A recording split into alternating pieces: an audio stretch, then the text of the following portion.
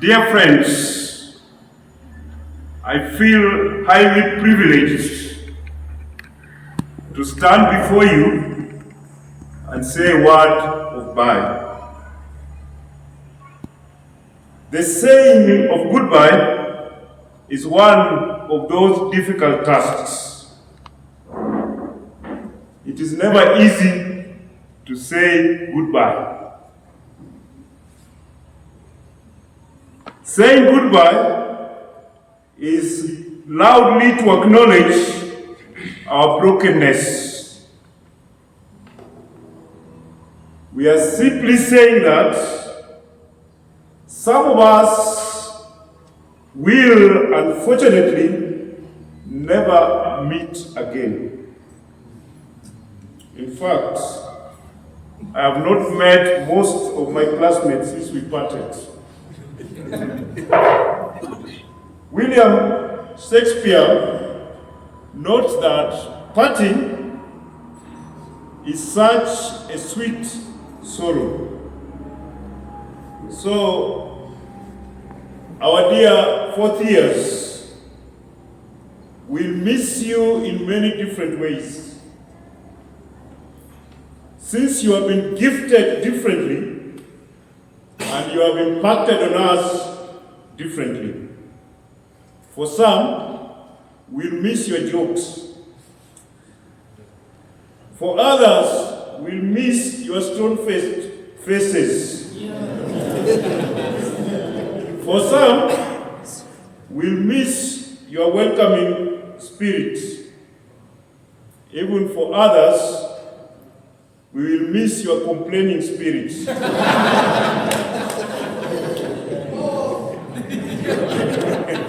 Indeed, I remember one time a student told me that I should not be joking in class. Class should only be hard matter. In all, we can say that the encounter in Utume has been worthwhile. 40 years, in this age and time, you are bound to remain in touch, and more so with your fellow classmates. Let the distance not be the excuse. I hope as you part in Utume, you'll continue in touch with one another through the formation of WhatsApp group. On the other hand, we are happy to let you go. There is always a sweet part in parting. In every deed, there is always a silver lining. Indeed, a full life entails sleeping on both the bed of thorns and bed of roses. If you stay in Utume, the church will not have priests tomorrow for the mission. The seed must indeed die so that we can expect harvests. So friends, we take this opportunity to wish you well in your upcoming mission. Remember, you have been prepared for service, and now is the time for service. Always remember that conception is meant to lead to life. Today, as you complete your stay in Utume, we entrust you that you become life-giving agents. It is 4 years since you joined Utume. 4 years, my friends, is not a short time. It is indeed evident in the appearance of most of us. Some of you wear faces that say we have seen it all. Others have become druggy in their movements. You can attest to that. Even the other day when we had class for revision, some of us took time to come to class. Some of us never even came. The excitement and the joy, the eagerness that you wore when you first came to Utume has given way. Indeed, they say to stay in the formation house for one day is hard enough. So, my friends, let us begin by thanking God for that far He has brought us.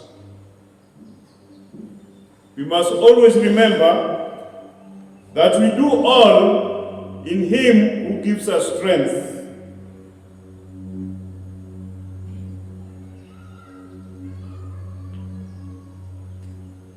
The psalmist say, in vain does the watchman keep vigil if the Lord does not keep watch with him. So, my friends, today we must say all glory and honor to God for the gifts of your vocation and for His abiding presence. It is always important to remark that it is God. I remember a story that was told by, it was not a story, but a real happening that happened to one of our rectors in the seminary. The rector told us of this particular day that he sneaked from the seminary. Indeed, he slept outside. And as he went out, he had his cassock hung in a polythene paper put somewhere on the fence. When he returned in the morning, he put on his cassock and he began saying the rosary. But the first person he encountered was the rector. Then he was a seminarian. The rector actually congratulated him for being a good boy.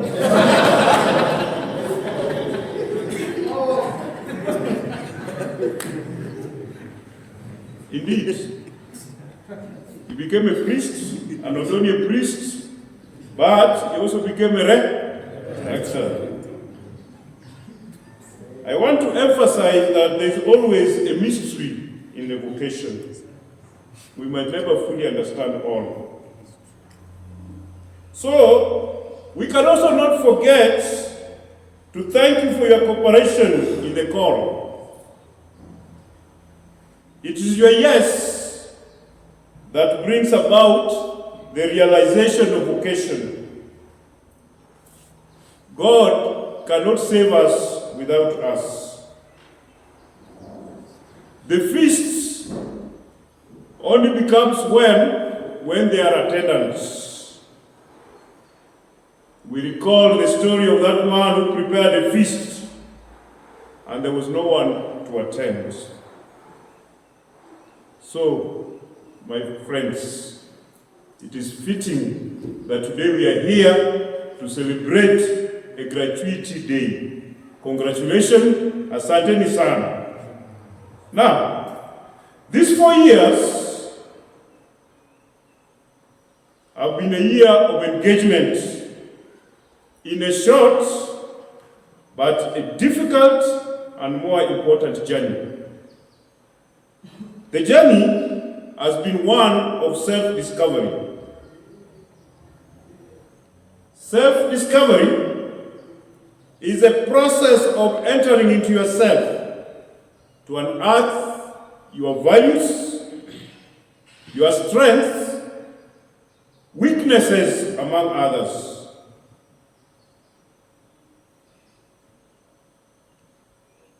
This journey is difficult because as human beings, we are naturally afraid of ourselves.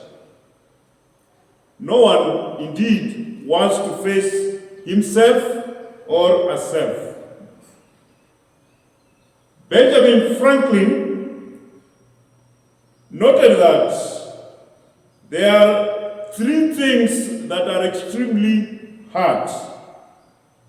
One is steel, the other is diamond, and the last one is to know oneself.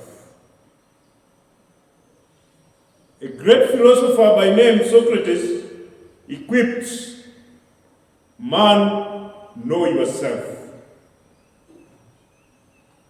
Knowing oneself is the beginning of wisdom, and a student of wisdom know that wisdom is life.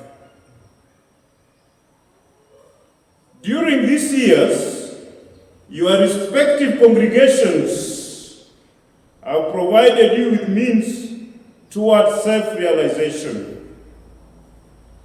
You have had intensive moments of prayerful listening. The classes were meant to both inform and form you. There were occasions for you to participate in manual work, spiritual encounters with your formations, and even social gatherings. Indeed, you are just about to crown it with a trip to Malindi and Mombasa. So we can say, in Utume, you have had a full life. Now, as you prepare to leave Utume, it is important to ask yourself, how well have I spent my time in Utume? Was I a positive collaborator, or I simply went through the motion? We must remember, time is the most useful gift that we have been entrusted with as stewards. Ephesians chapter 5, verse 15 to 16 reads, "Be very careful then how you live, not as unwise, but as wise, making the most of every opportunity, because the days are evil."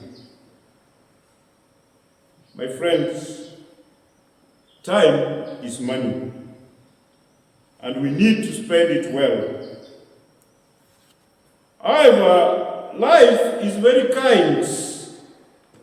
It often offers us a second chance.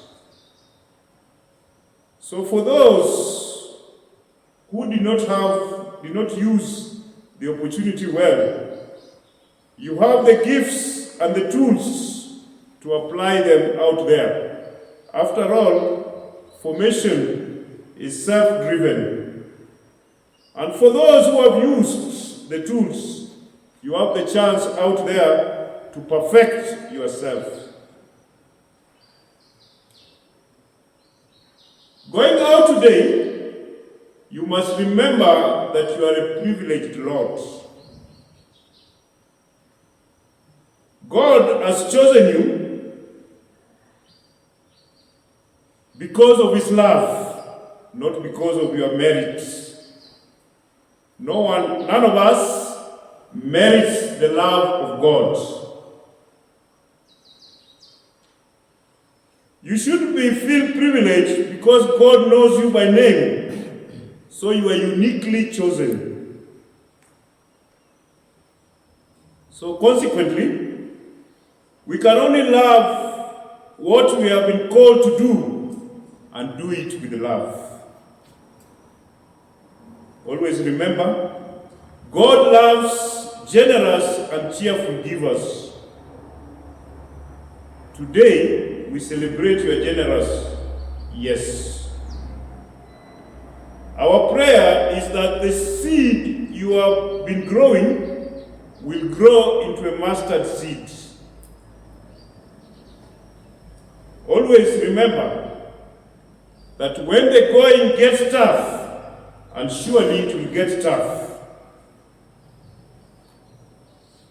Together with Paul, you can say, what can separate us from the love of Christ? Brothers, practice humility. It will keep you grounded. It is only the humble that see heaven.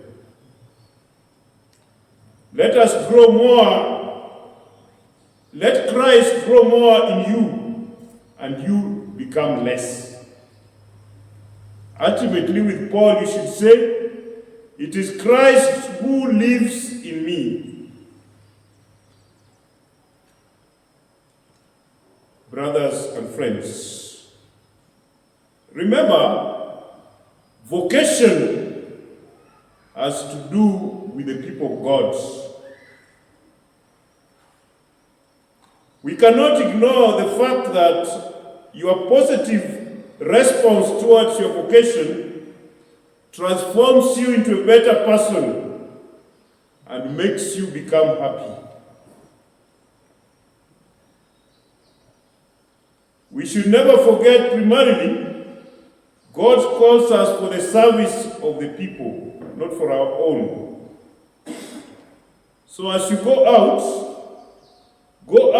as a person, a people-oriented person. You might have no purse to give from, but just listen to them and feel with them. Out here, there are so many people who just want to be listened to. You remember that the other day, Kenya and Africa at large celebrated Baba. Not because Baba was the greatest caregiver, but because Baba was a people-oriented person. When you are out, brothers, work in solidarity with the people. Be among them, not as a superior, but as a pilgrim with them. Micah chapter 6, verse 8 tells us, He has shown you, O mortal, what is good, and what does the Lord require of you? To act justly, to love mercy, and to walk humbly with God. However, there is always a temptation. As you become a people-oriented person, don't fall into the sin of the Israelites. The Israelites were called to be a priestly nation, but they wanted to become like other people. As you go out, people watch and they discuss. Sometimes I hear people say, hey, these people, there's no difference between us and them. Remember your identity. My brothers, lifestyle is what gives you identity as a religious.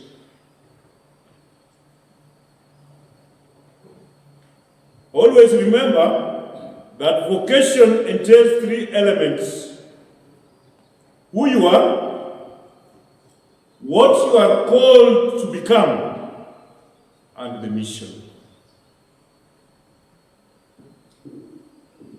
You have your charisms and your spiritualities of your congregations to guide you on what you are to become and your lifestyle. When you live this, you will be a proud and loyal son of Utume.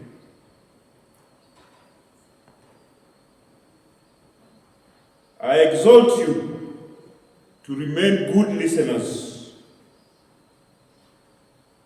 We can never discern unless we listen.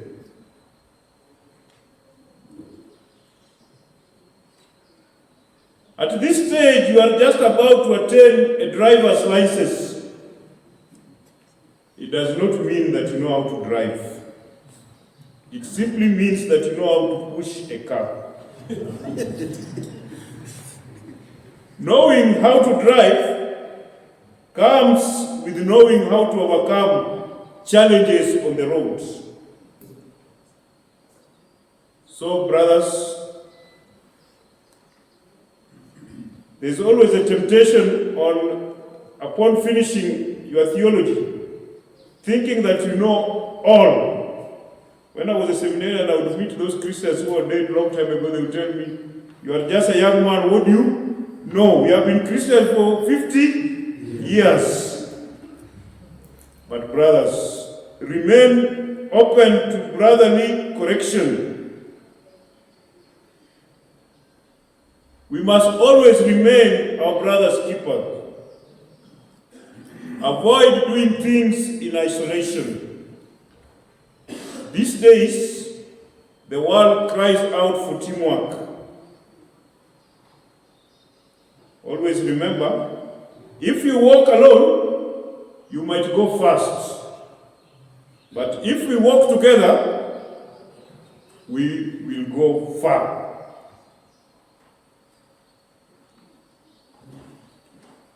Let the end of comprehensive not be the end of reading. Some of us will close the books and never to open them. So, my brothers, other than listening, also remain readers. It helps you to keep your mind alive and yourself awake.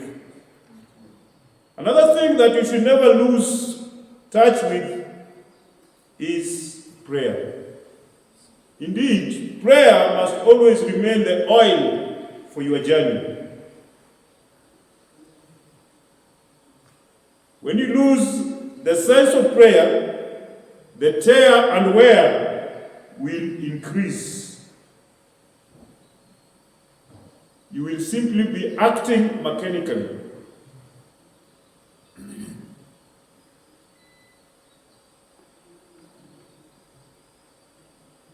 Lastly,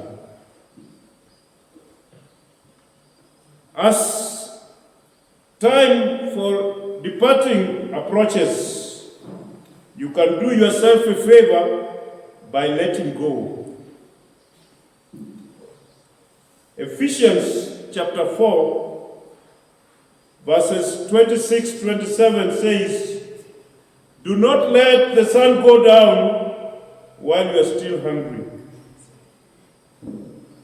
Do not carry the unwanted baggage with you as you leave Utume.